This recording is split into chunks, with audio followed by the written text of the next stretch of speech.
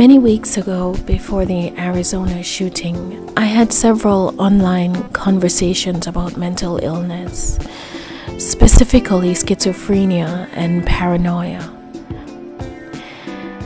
I had a discussion on a video the Peach reposted called Nonprofits Radio, Tony 48219, Murder/Suicide.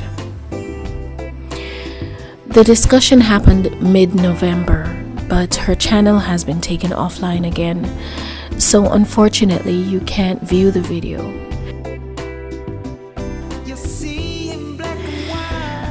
I also had an exchange with Mel's Basket case and To Be Serious.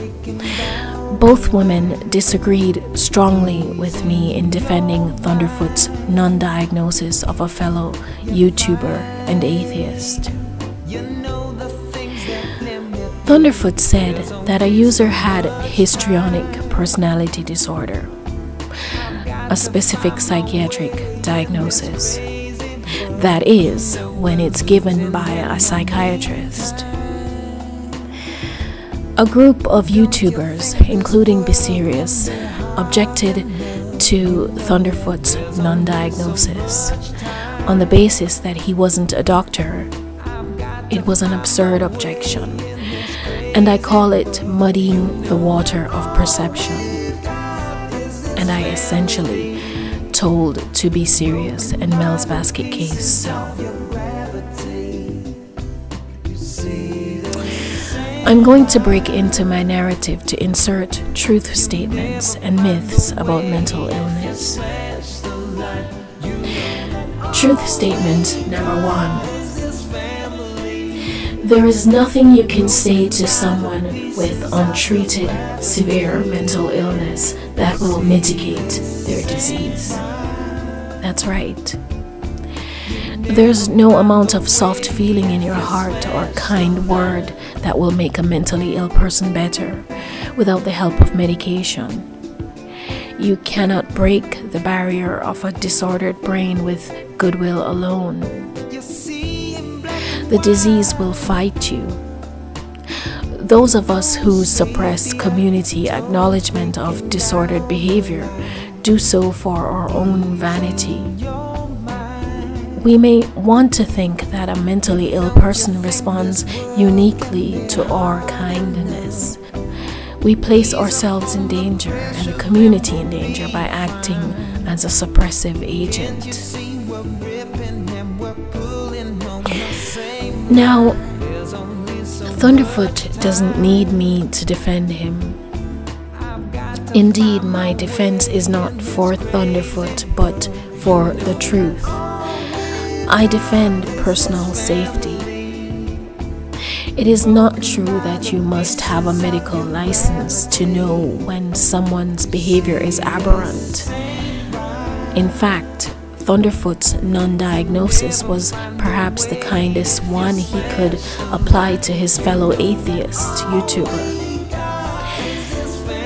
In the swell of objection to Thunderfoot, it was missed that histrionic means actor. It means an overwrought expression of emotion. It means using emotional turmoil aggressively.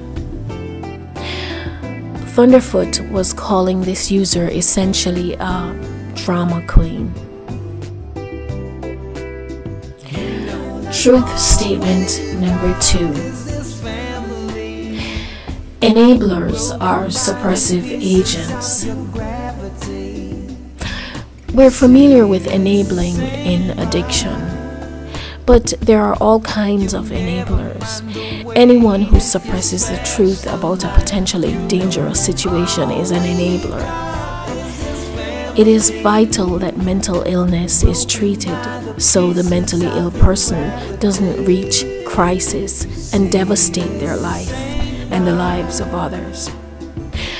That can only be done by a community, including medical professionals. However, non-medical professionals are usually first on the scene. Family and neighborhood are the first ones to know when there's something not right with that boy. Some enablers are authoritative, and it is difficult to oppose their misinformation. The key is in understanding what their motivation is for suppressing the truth. I take behavioral red flags very seriously. It is not a game or a joke, as we should have learned from Asia McGowan's murder and Jared Loughner's killing spree. I am surprised by how few people in the atheist community refer to Asia McGowan's murder. To her credit, The Peach has done 2 videos about the subject. Surely the outrage over Asia should be matched by the outrage over Arizona, considering that it hit close to home in that Anthony's insanity unfolded on YouTube for us all to see, and he battled with the online atheist community. Myth number 1. The world is fuzzy and only the authorized can detect phenomenon. This one is a myth and a mouthful. It's an appeal to authority and suppressing the truth on the basis that the truth teller is not authorized. You can't say that, Thunderfoot, because you're not a doctor. This myth says only sex trade workers are authorized to speak on the sex trade, for example. It states that only psychologists are authorized to detect mental illness. And if you follow the logic of this myth, only cops can tell what's criminal and only chefs can cook. If I offer my secret recipe for crispy skinned chicken, the mythologist will reject it and suppress it on the basis that I have not gone to cooking school. Of course, this is absurd, but here we are. Truth statement number 3. Tend to your personal safety first. Soft feelings and kind words have little effect against an active mental disease process. Remember, the mental disease is speaking into the mind of the patient also. That voice drowns out whatever you may say. Soft feelings make us feel like we're good people, but that's a self-serving goal. It is not a strategy for personal safety.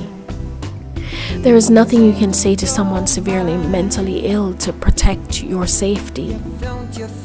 You need to express your concerns to a wider community and take concrete action to protect yourself. Many people recognized Anthony Powell and Jared Loughner's mental illness. Their words had no effect on these men. Everything that was said was taken as attack. Jared and Powell fixated on their victims. It wasn't the guns, as To Be Serious seems to say, although gun culture is a problem. In these cases, it is mental illness that is at fault. Anthony and Jared could have used some other weapon besides a gun, but both men were determined to carry out their mission. Truth statement number 4. The world is not fuzzy if you act with integrity and pay attention to your emotional cues. You can tell when someone is dangerously mentally ill. This better be true. If it's not, then you're susceptible to every serial killer out there. Your survival depends on this statement being true. The layman can tell the difference between paranoia and mild neurosis. In fact, the community is the first line of defense in diagnosing mental illness.